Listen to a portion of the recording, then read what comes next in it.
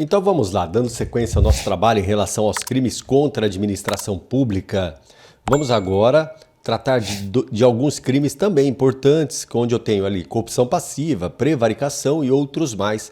Vejamos lá. Corrupção passiva, o verbo solicitar, receber ou aceitar a promessa de vantagem. Corrupção passiva, a gente precisa separar os verbos, tá certo? Então eu tenho aqui solicitar, receber e aceitar a promessa. Aceitar promessa de vantagem. Em razão da função. No verbo solicitar, e essa distinção a gente precisa fazer aqui, quando o verbo é solicitar, o crime é formal. Não depende da obtenção da vantagem para que o crime se aperfeiçoe. Ponto. No verbo receber, o crime é material, porque depende do sujeito auferir a vantagem, obter a vantagem. E no verbo aceitar a promessa de tal vantagem, esse crime é de mera conduta ou de mera atividade. Normalmente, se diz que o crime de corrupção passiva é formal, mas é errado, não posso falar isso sem separar as condutas. Verbo solicitar, o crime é formal. Se consuma com a solicitação, independentemente da obtenção da vantagem. No verbo receber, o crime é material, se aperfeiçoa no momento em que o sujeito obtém a vantagem. E na aceitação de promessa é no momento em que ele se mostra aquiescente, no momento que ele se mostra em conformidade com aquilo que lhe fora oferecido, um crime de mera conduta. Agora, olha que interessante. Obviamente que esse receber que eu tenho aqui não é o receber que decorre da solicitação. Então, por exemplo, o funcionário solicita a vantagem. Está aqui anotado. O crime já se consumou. Depois de ter solicitado, ele recebe a vantagem. Esse recebe que está aqui não é o mesmo aqui de cima. O verbo receber que está no tipo é aquele onde não há solicitação, ou seja, alguém lhe oferece e ele recebe. Perfeito? Portanto, quando ele solicita e recebe, esse recebe que está aqui embaixo é o exaurimento do crime. Exaurimento. É irrelevante. É um fato que ocorre posteriormente e que é irrelevante para a existência do crime. Porque o crime é solicitar vantagem indevida. Se ele solicita e recebeu, o recebimento é irrelevante. O crime já ocorreu quando dá solicitação. Ora, qual seria esse recebimento que eu tenho no tipo penal, então? É um recebimento que não advém da solicitação. Portanto, um recebimento que decorre da oferta feita por outrem. Tá bom? Legal? Então vamos lá. Em relação à corrupção passiva, a gente tem que lembrar o seguinte. Há a corrupção ativa, que é crime praticado por qualquer pessoa. Crime comum. Crime comum. Não é porque eu tenho a passiva que eu tive a corrupção ativa. São coisas diferentes. Então, por exemplo, se alguém oferece a vantagem ao funcionário, esse alguém que ofereceu cometeu que crime? Cometeu corrupção ativa. Oferecer para determiná-lo a praticar, omitir ou retardar o ato de ofício. Cometeu corrupção ativa. E o funcionário não aceita. Então eu não tenho a corrupção passiva. Então, corrupção ativa e corrupção passiva não são crimes cuja existência concomitante seja necessária. Não são crimes de concurso necessário. Um não depende do outro. Obviamente que eu tenho aqui, quando eu tenho corrupção ativa praticada por um e corrupção passiva praticada por outro, então, por exemplo, o particular oferece a vantagem. Oferece. o funcionário recebe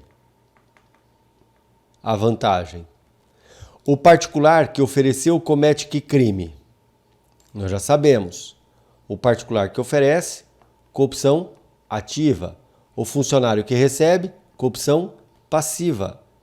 Perceba que eu tenho cada um sofrendo a responsabilidade por um crime. Então não tenho concurso de pessoas aqui. O que eu tenho, na verdade, é uma exceção. O que se chama aqui é de exceção à teoria unitária ou teoria monista no caso de concurso de pessoas. Cada um responderá por um crime no caso, tá bom? Tá. Agora, na sequência, vamos lá. Corrupção passível tem uma causa de aumento de pena que nos chama atenção. O sujeito solicita a vantagem em razão de ser funcionário público. Crime formal já se consumou. Entretanto, em razão da vantagem recebida, ele trabalha mal, ele trabalha errado. Ou seja, em razão da vantagem, o funcionário retarda o ato de ofício, deixa de praticar o ato de ofício ou o pratica infringindo a dever funcional. Então, o funcionário aqui, ele trabalha mal. Então, vamos botar aqui, o funcionário trabalha mal. Se o funcionário trabalha mal, a pena tem que ser aumentada. Então, a pena será aumentada de 1/3 se em razão da vantagem ele deixa de praticar o ato de ofício, ele retarda o ato de ofício ou ele o pratica de maneira indevida. Então, eu posso dizer que, nesse caso, retardar o ato de ofício, deixar de praticar o ato de ofício ou praticar infringindo a dever funcional é um pós-factum,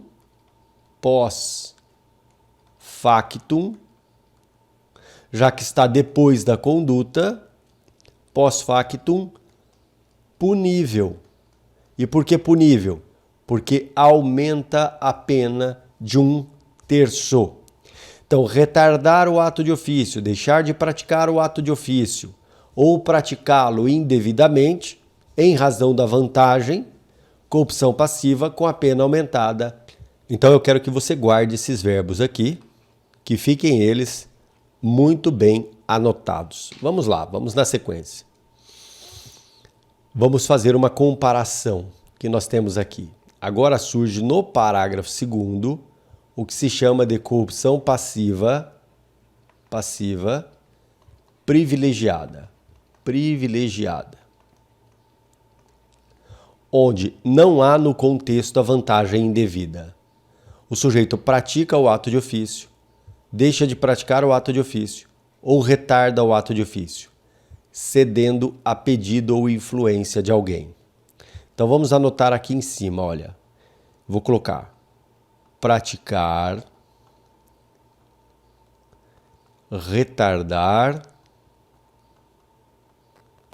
ou deixar de praticar.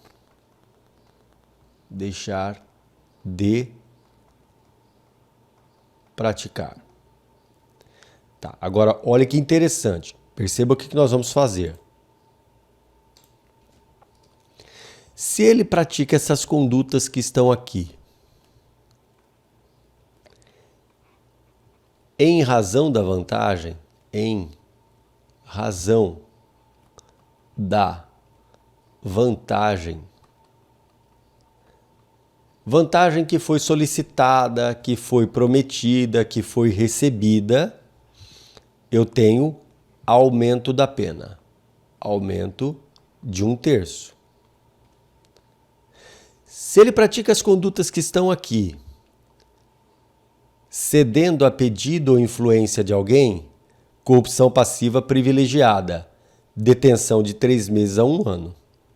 Então, praticar ato de ofício, retardar ato de ofício, deixar de praticar, cedendo a pedido ou influência de alguém, corrupção passiva privilegiada.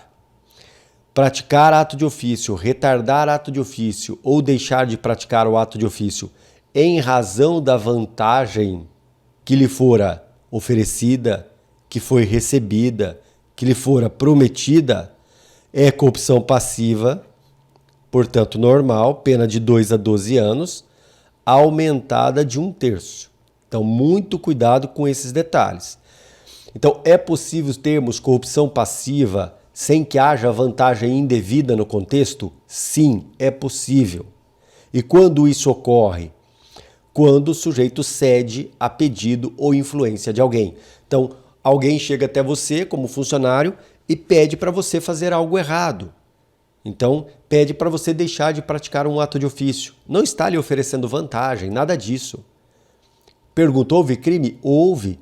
Se você deixa de praticar o ato de ofício cedendo a pedido de alguém, corrupção passiva privilegiada, artigo 317, parágrafo 2º. Então, no crime de corrupção passiva eu tenho a corrupção passiva no caput, a causa de aumento de pena no parágrafo 1º e a corrupção passiva privilegiada no artigo 317, parágrafo 2º do Código Penal.